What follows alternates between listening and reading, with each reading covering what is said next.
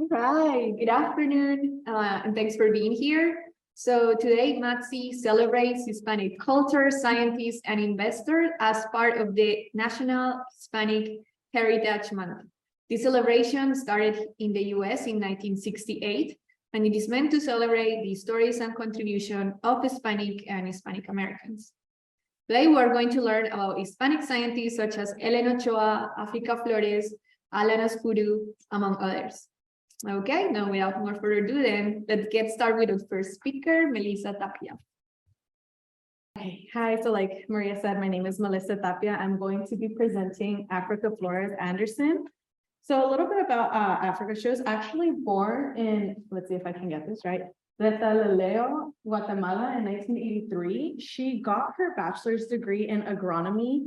And it was really interesting what inspired her to study agronomy. So where she's from in Guatemala, I guess clean water is very hard to access where she's from. And she was really impacted when like her parents would recall stories of them being able to go to the lakes and the rivers near their home country.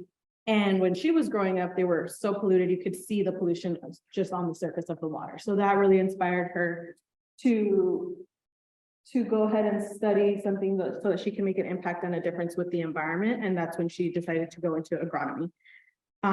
And from that, she obtained her master's degree, and she actually got these all at the University of Guatemala, which I found very interesting that their university is free for everybody, which is very nice.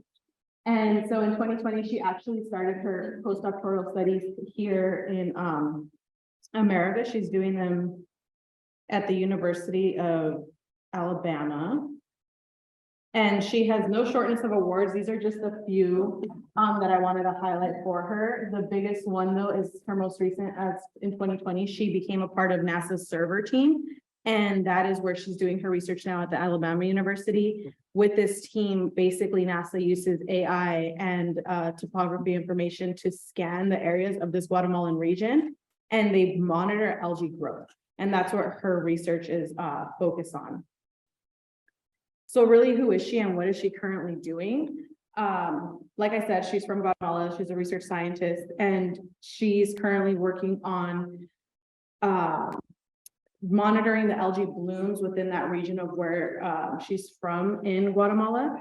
But she's doing it now from here because she has access to server and all of their databases, which she actually talks about how it was a really big process when they were trying to research this, because NASA servers and databases are private to them. And so with them not having access to it, she was able to actually develop her own algorithm. Once she came over and was working at the University of Alabama with NASA, she developed her own algorithm that was able to help her color coordinate and really see the temperature differences within the water and how that was affecting the algae growth, which I thought was very interesting.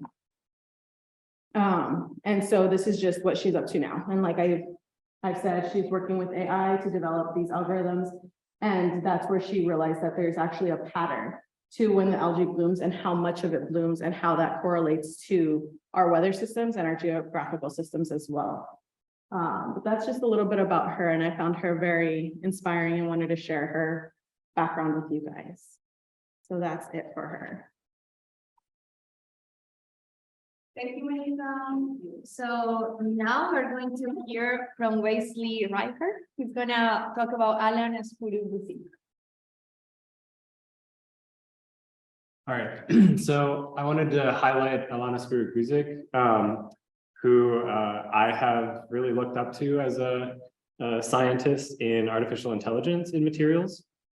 So he was born in 1976 in Santa Clara, California, but he was really raised in Mexico City.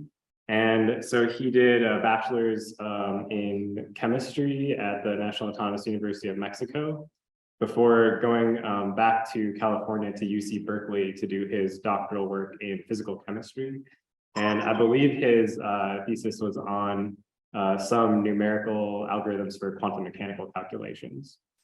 After that, he moved to Harvard University from 2006 to 2010 as an assistant professor. And while he was there, he actually teamed up with some other faculty at Harvard to start this company, Zapata Computing, that does quantum computing. And I know part of that was based on his work as a doctoral student. And so he's still on their board, I guess. He's one of the co-founders. And then in 2018, he actually moved to the University of Toronto. I guess he's like a full professor now there. And I just found it interesting that they named their startup company Zapata Computing after this Mexican revolutionary Emiliano Zapata. So I kind of like that, using his influence basically through the startup company to sort of, I don't know, do some messaging there. I like that. So what does he work on?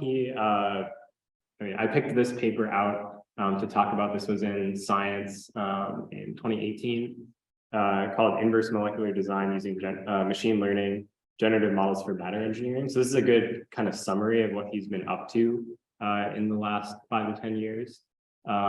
So I was really inspired by this work personally. And if you've seen me talk, I don't know if anyone remembers this, but basically this picture I adapted for some of the work, some of the motivation of the slides that I give, because it's just a really great sort of example or high-level overview of kind of where the field is going. So Alon has really been a leader in this idea of using artificial intelligence and specifically generative modeling for designing new materials. And so there's this quote from the paper: "Recent advances from the rapidly growing field of artificial intelligence have resulted in a fertile exchange of ideas where approaches to inverse molecular design are being proposed and employed at a rapid pace." And my commentary on that is that especially his group has been developing and deploying these at a rapid pace. So he's really been a leader. I'm always reading their papers. And so the idea is basically to break the traditional design cycle where, currently when we design materials, we sort of have some concept for a material and we make it in the lab. We eventually are able to scale it up to devices and we test it out. And then usually sort of human intuition drives this feedback cycle. So graduate students or PI goes in the lab and looks at the data and they think, okay, how can we modify this molecule to do something better? And what Alon's group is really trying to do is develop this inverse design scheme where you basically ask for a material and the computer can do all the work, right? So you have this integrated pipeline of artificial intelligence, software, and robotics. And you have like an automated laboratory that's guided by sort of artificial intelligence doing the experiments, and then you just get out your product right away. And so there's this beautiful illustration in the Science article about this idea of going from chemical space to a functional space where throughout history, basically, we've been doing it this way, where we put in a molecule and we do an experiment and we find out its properties. And the algorithms that they're developing are basically to do this inverse design scheme where you basically ask for something in the functional space, give me a material that does exactly what I want it to do, and then the AI tells you what material to use, what molecule to use. And so, my group here is modeled largely on some of the ideas that have come out of this work. So yeah, that's all I wanted to say. So right now we're going to hear Enrique Gomez talking about Carlos Bustamante.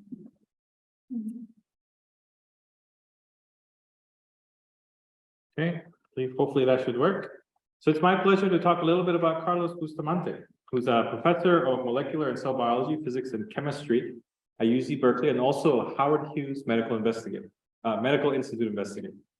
Carlos was born in Lima, Peru, same place I was born. Well, not exactly the same place, but same city. He got his bachelor's from Cayetano Heredia University from Lima, and then a master's from National University of San Marcos. Okay. He then came to the US for a PhD in biophysics, studying with Ignacio Tinoco, another very famous scientist, and then a postdoc at Lawrence Berkeley National Lab with Marcos Maestro. So, he was born in Peru, came to the US, and then he had a career here. He actually started university in Mexico. I'll tell you about some of those details. But what I want to tell you is what some of the things that he's done that are actually really remarkable. He was really the first person to measure the elastic properties of DNA. And in reality, what he demonstrated essentially for the first time is that DNA is basically just like a polymer. That seems kind of obvious to us now, but at the time, actually, there's folks in polymer physics that are old enough to know these ideas were actually kind of ridiculed. He would get up in front of the polymer physics community and tell them, here's another interesting polymer. DNA is a very stiff polymer, and they would just kind of think it's ridiculous. And of course, he went on to publish this in Science. It's now common knowledge. We teach this in textbooks, right? And the way that he did this was he developed methods to stretch single chains of DNA. He used flow, he used magnetic beads, he used optical tweezers to basically grab a single DNA strand and begin to stretch it, right? And when he did that, he saw it basically behave like a rubber band, like a polymer would.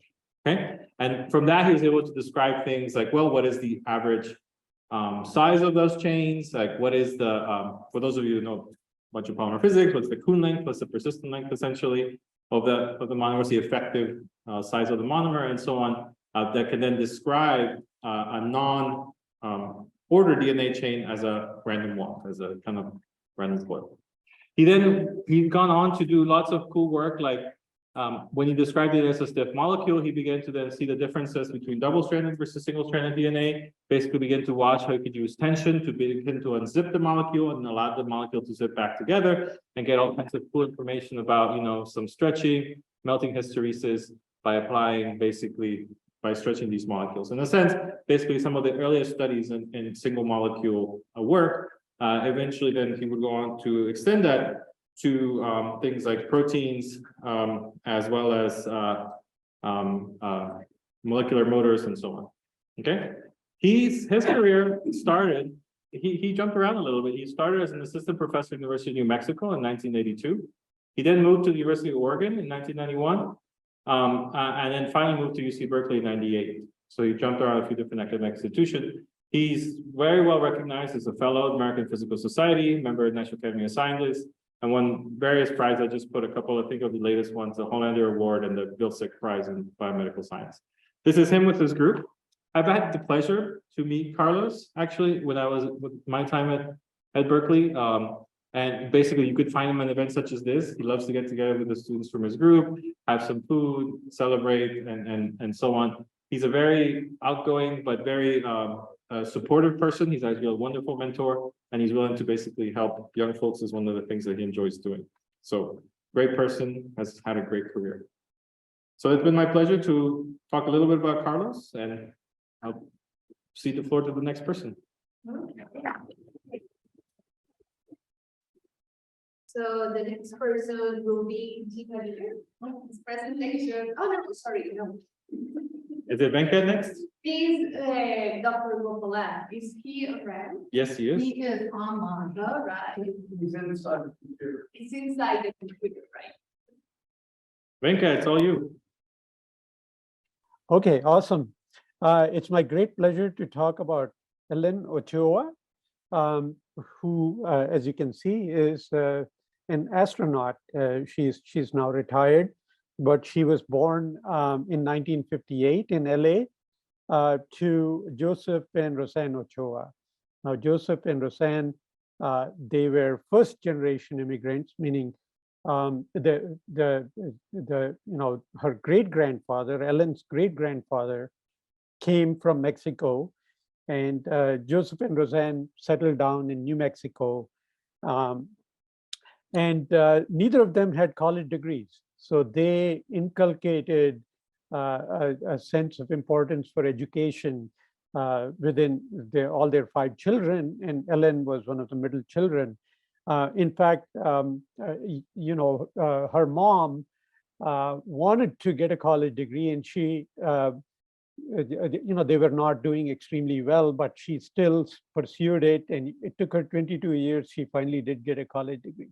So that made a big difference to Ellen in the perspective in terms of how she should do, and she was the top of her class. Then she went to San Diego State University. They didn't have very much money, so they had to pick a school which they could afford. And initially, as you'll see later, Ellen is a gifted musician, and she was thinking, okay, I'll do something in music. And she took some classes in physics and math, And it turned out that she really liked it. And these were subjects, especially in those days, they were considered subjects for men or male.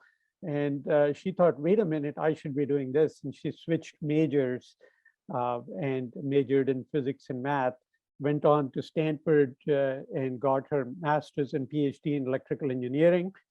And there she was very attracted to optical systems. There's a lot of work going on in optics in Stanford, some of the early laser work, and even today, there's a Center for Optics there. And she, at that time, computers were coming up, and she wanted computers to help computers see. Now we sort of take it for granted. There's beautiful cameras just on our cell phone, but she's one of the pioneers there. And she had 3 patents in this, mainly for optical inspection, optical recognition, and some image processing. And these were some of the foundational patents that were adopted by NASA, and they were even adopted for Mars rover. And so there'll be more on the next slide, but she became the first Hispanic director and the second female director of Johnson Space Center in 2012. She was the director for 5 years there. And she also went to space on a 9-day mission on Space Shuttle Discovery. So you can see her playing flute here. So she was a gifted flutist, and she took her flute up on the Space Shuttle Discovery. Some more details might be of human interest. She initially, she wanted to be an astronaut. She applied to NASA. She didn't get in, but she tried again. In the meantime, she strengthened her resume. She got a pilot's license, and she did get into the class of 1990 astronauts. And she did fly to space. She has gone there 4 times. She has logged in 1,000 hours. And then she held a variety of leadership positions within NASA and eventually became the director. So second female director, I looked up. The first female director was Carolyn Huntoon in 94, 95. And the other interesting thing I found is that the current director is Vanessa Wyke. She is would be the 3rd female director of Johnson Space Center. And Vanessa Wyke is also has African-American heritage. So it's wonderful, that Ellen was one of the pioneers in breaking gender barriers and in achievements in areas where which was considered primarily male in those days, but things are changing now quite fast. Okay, she is married. She has 2 children. She is a fellow of a number of societies, as you can see, AAAS, Aeronautics Association. She is inducted into the National Academy of Inventors, just like a number of our colleagues here in our department. And she's a fellow of Optica, which used to be until recently Optical Society of America. And she is also inducted into Astronaut Hall of Fame. There is a cartoon movie. There is a children movie called Ready to Go. There is a character, Ellen Ochoa's character. So she exists also in animation. And in the previous slide, the image that I showed you was a children's book. I could flash it very quickly, by Annie Buckley, that describes her life. So very inspiring life. And she's retired, and she's still very active in outreach, mentorship, and education. Thank you. All right, thanks, Dr. Bowen. So the next speaker will be Jim here, and the title of his presentation is My Experience with My Female Friend. Hi, now for something a little different. I thought it'd be kind of fun to tell you what it was like to live in Florida as a little kid, actually. In one of the great revolutions in the Western Hemisphere, and that was the Cuban Revolution in 1959. We had about 500,000 Cubans move into Florida. Let me put in perspective. Florida may be the third most populated state now, but in 1959, Florida had the smallest population in the southeastern United States. It wasn't even in the top 25 in population. So this was an awful lot of people, many professionals, some even part of the Batista government, to move into Florida, mostly South Florida. Let's see. So that would be the three counties, Palm Beach, Broward, and Dade County, that go from right about there where Jupiter is. That's in northern Palm Beach County, down through a little bit south of Miami down to Homestead. So 500,000 people moving into a population of maybe 1.5 million people was unbelievably well managed and surprisingly well managed. Now, Cuba is only about 90 miles at its closest point to the Florida Keys, which don't quite show up on this map, but 90 miles. And I read in the paper this weekend that another boat had come from Cuba that was overflowing with people, and the Coast Guard basically saved them because the boat was sinking. This is, by the way, shark-infested water. So a lot of people have come over the years and continued. Whoops. So some interesting tidbits. The U.S. government provided assimilation aid overtly, how to interface the Cuban population with the rest of us in Florida. About 500,000 came, predominantly those counties, as I said. So almost immediately, and I was in second grade in, first grade in 58. So second grade, we got our first classes in Spanish. Now, it wasn't hardcore. We were second graders, but they introduced us to the culture, and they introduced us to our fellow Cuban classmates, some of whom could barely speak English, but began to assimilate, mostly on the playground, kickball and stuff like that. Kids have a common focus of getting away from the classroom and having fun in the outside. I had Spanish for, a long time, from second grade through 12th grade. And then when I went to the University of Florida, I thought I was going to be a physician, but I was a chemist. And you were required to have a language back then to get a BS in chemistry. And so I took 3 quarters. Yeah, it was a quarter system back then, a painful system.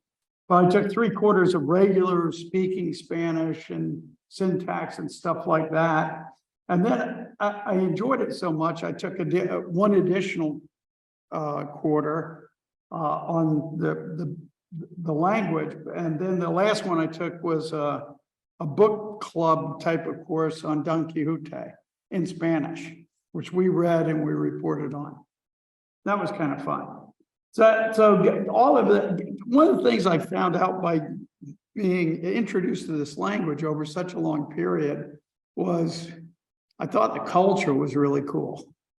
And I'm not trying to generalize to all Hispanic culture, but I had lots of Cuban friends in high school, mostly either in academics or playing football. Elia Clemente, and I don't vouch for the spelling. Elia was our defensive end. Sam Campese was an incredibly bright person who I don't think ever wound up going to college because his family had a business that he was going to go into. So he did do better in physics than I did. I was a little annoyed at that because Sam came in on his senior year from the beach. He still had the beer on his breath, sand all over his pants, and we had this bubble thing because we were taking a national physics exam for high schoolers. and he wrote Sam in the bubble things. So it's SAM, Sam, and he got a better grade than I did. I was pretty good at chemistry though. But in any case, my Spanish also helped even when I was in Rio as a visiting professor, because I could read the Portuguese, but oh my gosh, I couldn't keep up. I mean, everything's pronounced almost differently. So now I do have someone for whom I have great respect. And this someone, maybe Enrique has heard of this fellow. Carlos Alvarez. He was called the Cuban rocket, or no, Cuban comet. He was in school in Miami. I didn't know him. I didn't even get to the University of Florida until 72. But Carlo worked his way through college, initially playing sports. He was a great wide receiver at the University of Florida. He got his degree in something weird, I thought, because he always stood out to the people that were taking sort of like basket weaving stuff, all the other players. He got his BS in political science with honors. He got an NCAA postgraduate scholarship because of his football capabilities to attend Duke University School of Law. He got his Juris Doctor in 75, summa cum laude. He became a law professor at SMU, and was the outstanding law professor awarded in 1980. Then he followed now in the 60s, when he was at UF, he was advocating for fair treatment of the Cuban students at the University of Florida very strongly. He was also starting to get involved in what became his full-time job, and that's the environmental and land use. I think Enrique can confirm this. The land use in Florida has been a tragic debacle. The Great Everglades is practically gone at this point, and that's the great watershed in southern Florida.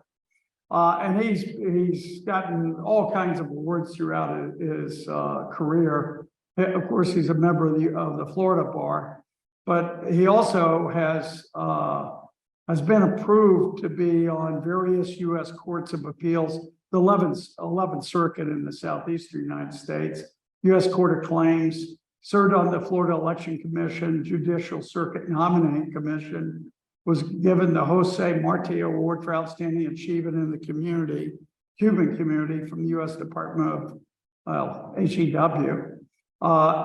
And he's been a notoriously well-known and respected environmental and land use attorney. And there was a very cool ESPN, the SEC storied series in October 2020, the All-American Cuban Rocket, or sorry, I keep saying rocket, comet. And it talked about his life, particularly his early life, when he was hell-bent on becoming a U.S. citizen. The other thing that I particularly liked about having Cuban friends is when I got invited to their houses, because I love Cuban food. That's a big part of the culture for me. And this is my favorite. I don't know what happened there, but this is my favorite. Now, this is at the Columbia Restaurant in St. Augustine. So if you guys ever get down that way, yeah, Libby's been there. Best Cuban food ever. Also expensive. And I'll stop there. Is it good, Darlene?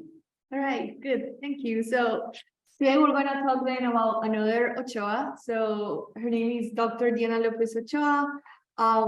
She currently works in la Universidad Nacional de Colombia.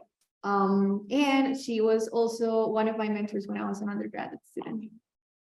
So right now she's the head of the Engineering Education Institute in la Universidad Nacional de Colombia, and she's also an associate professor there in the Mechanical Engineering Department. She got her PhD in Materials Engineering from the University of Sao Paulo. And she has a master's and a bachelor's degree from the Universidad Nacional de Colombia.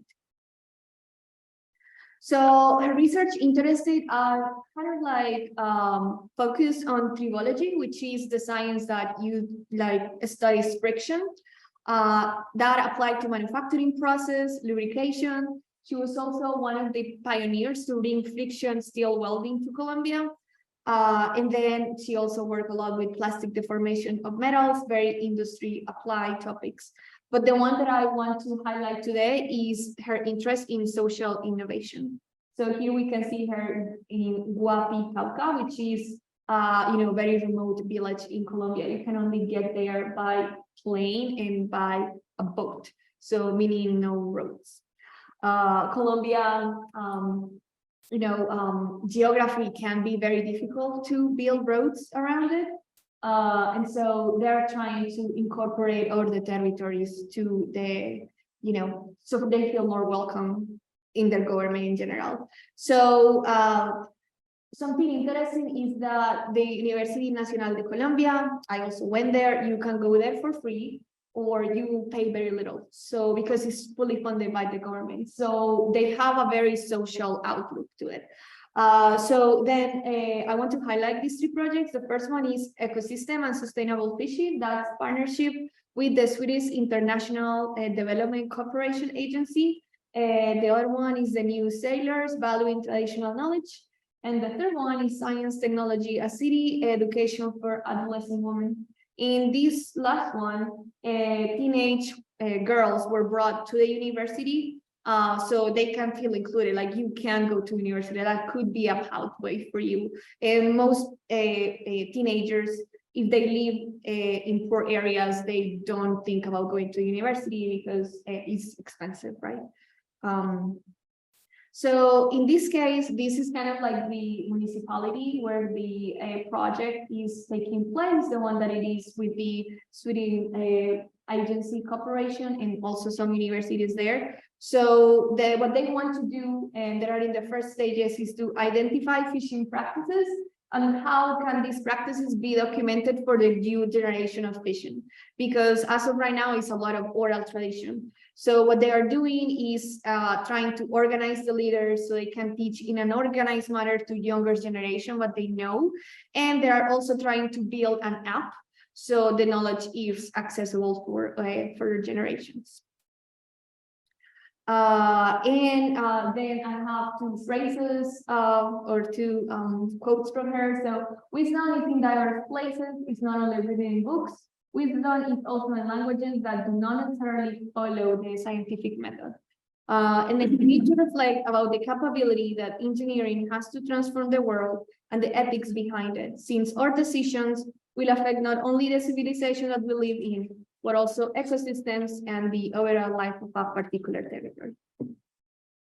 That's it. Thank you.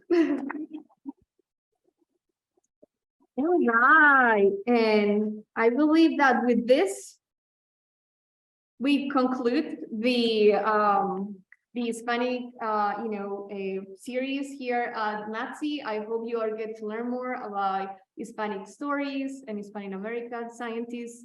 And I also want to thank the students, the faculty and staff that volunteer, especially to Heather, Darlene, Enrique, and of course, all the wonderful speakers today, Jim, Wesley, among many others. Okay, so I hope you have a week. Yes, Jim. Is this an only once a year thing? Because it might be kind of fun to do it every semester.